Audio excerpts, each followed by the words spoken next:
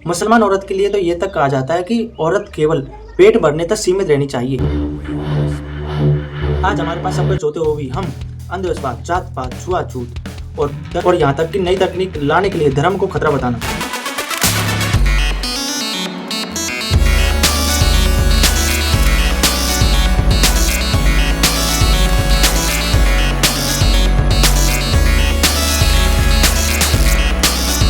मुझे पता है मेरे बोलने से और कहने से समाज पर कोई लंबा या गहरा या थोड़ा सा भी रत्ती भर का असर नहीं पड़ेगा, लेकिन जो मैंने इतने वर्षों से सीखा, इतने वर्षों से पढ़ा है और जो ही मैंने सीखा है अपने जीवन में, वो मेरी इस वीडियो में सुरक्षित रहेगा। लाज प्रथा और ऐसे बहुत सारी प्रथाएं और इस अंधविश्वास के बारे में पूरी हिस्ट्री को जानने के लिए हमें इंसानों के पूरे इतिहास को जानना होगा। हमें अलग अलग धर्मों के बारे में जानेंगे कि अलग अलग धर्मों में इंसान के बारे में क्या क्या बताया गया है कि वे कैसे जन्मे।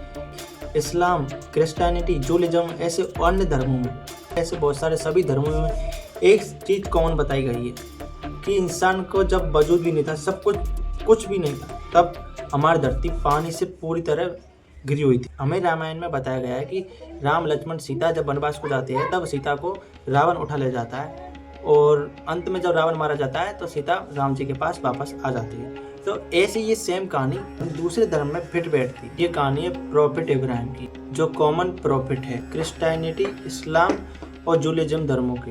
क्रिश्चियनिटी के लोग बताते हैं कि सबसे पहला आदमी एडम था, जिसने हमारे भगवान ने सांस दी और जीता जागता इंसान बना दिया और इस एडम को एक गार्डन में छोड़ दिया। तब भगवान ने उनसे कहा कि ये दो पेड़ है, इन दोनों पेड़ में से दूसरे फल को मत खाना, मतलब दूसरे पेड़ के लिए मना किया गया था उसे। फिर भगवान ने सोचा कि इस अकेला इस धरती पर क्या करेगा, तो उन्होंने उसके लिए जीव जंतु, पेड़ पौधे और जानवर बनाए। और तब भगवान को लगा कि यार इतने से इसकी कोई भी हेल्प नहीं कर रहा है इसकी। तो भगवान ने जब एडम सो रहा था तब उसकी हड्डी में से एक औरत को बनाया। उस औरत का नाम एडम ने ईवा रखा। एक दिन ईवा सांप के बहकावे में आकर उस फल को खा लेती है और एडम को भी खिला देती है। तब भगवान को गुस्सा आ जाता है। तब भगवान एडम और ईवा को श्राप देते हैं। ईवा से भगवान बोलते हैं कि तुम अब बच्चा पैदा करोगी और बच्चा पैदा करते समय तुम्हें बहुत पेन होगा, तुम्हें बहुत दर्द होगा उस समय, ऐसा भगवान उसे कहते हैं। और एडम को भगवान बोलते हैं तुम्हें पूरी ज़िंदगी मेहनत करनी होगी, कोलू की बैल की तरह तुम्हें मेहनत करते रहना होगा, पूरी ज़िंदगी तुम्हें स्ट्रगल करोगी। ऐसा कहकर भगवान ने ईवा और एडम को अपने गार्डन से बाहर निकाल दिया। हमने धर्मों के आधार पर, ग्रंथों के आधार पर समझ लिया है कि इंसान का जन्म कैसे हुआ है। अब हम साइंस के नज़रिए से इस पूरी प्रक्रिया को समझेंगे कि कैसे हुई धरती पर जीवन कैसे हुआ। तो वीडियो को शुरू करते हैं।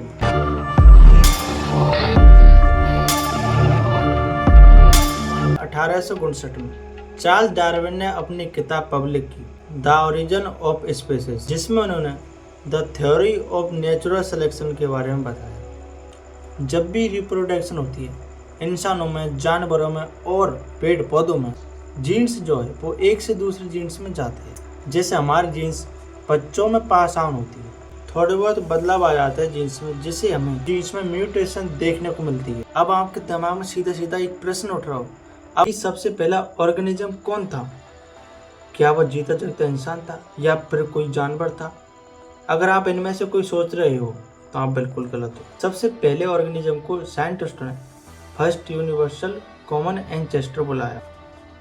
उस वक्त कोई जीन्स नहीं थी, कोई डीएनए नहीं था, बस कोई फ्री फ्लोटिंग न्यूक्लियोटाइड थी, जो बाद में आरएनए में असेंबल हो गई और इस आरएनए ने मॉलिक्यूल बनाया पीटीसी नाम से, और ये सेल्फ ऑर्गेनाइज कर गया, जिससे यह फूका बना।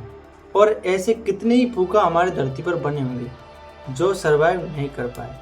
शाहरुख खान का एक फिल्म में डायलॉग है ना, अगर किसी चीज को दिल से चाहो तो पूरी कायनात उसे तुमसे मिलाने की कोशिश में लग जाती है। फूका का भी समय आता है 3.8 अरब साल पहले। फूका इवॉल्व कर जाता है एक यूनिसेलुलर ऑर्गेनिज्म में, और अब इस फूका को नाम दिया गया साइंटिस्टों ने लूका। जितनी भी लिविंग थिंग धरती पर पेड़ पौधे जानवर इन सबका कॉमन मेन एंसेस्टर था लूका। ऐसे कितने ही लूका हमारी धरती पर बने होंगे। और आपको एक बार मैं बता दूं फिर से कि एवोल्यूशन धरती पर नहीं हुआ, एवोल्यूशन हुआ समुद्र के अंदर। और आप जो हमारे अंदर जो हड्डी देख रहे हो वो सबसे पहले एक मछली में पनपी थी। इंसान के सबसे करीब प्रजाति डॉल्फिन को बताया जाता है, क्योंकि उसे सांस लेने के लिए पानी से बाहर आना पड़ता है। जैसे हम इंसान पानी के अंदर सांस नहीं ले पाते, वैसे ही डॉल्फिन समुद्र के अंदर सांस नहीं ले पाती है, उसे बाहर आना पड़ता है सांस लेने के लिए। 60 मिलियन साल पहले डॉल्फिन जैसी दिखती हुई मछली पानी से बाहर आई होगी और वो बाहर के एनवायरनमेंट में मिल गई। फिर वह ऐसा हुआ होगा, साइंटिस्ट बताते हैं कि वह सर्वाइव नहीं कर पाए होंगे उस जगह पर, तो कुछ तो समुद्र के अंदर चले गए और कुछ बाहर रह गए। इसके कुछ साल बाद ही हमें देखने को मिलता है चिंपांजी, गोरिल्ला, बंदर, इनका एवोल्यूशन होने लगता है धरती पर। अब आप सोच रहे होंगे कि एवोल्यूशन कितने समय में होता है। एवोल्यूशन को होने में कई सालों भी लग सकते हैं, कई लाखों साल लग सकते हैं, और भाई 1-2 साल में भी हो सकता है। 1-2 साल में कितने सारे कोरोना के वेराइटी आ चुके थे। हमने कोरोना वायरस की डेल्टा वेरिएंट और कभी ओमिक्रॉन ऐसी वेराइटी हमको देखने को मिली। तो ये क्या है? ये एवोल्यूशन से संभव है। आज के ज़माने में कुछ लोग एवोल्यूशन को ही नहीं मानते। एवोल्यूशन कोई थ्योरी नहीं, एवोल्यूशन एक फैक्ट है। ये रिसर्च करके पूरी जानकारी इकट्ठी करके हुई कहानी है।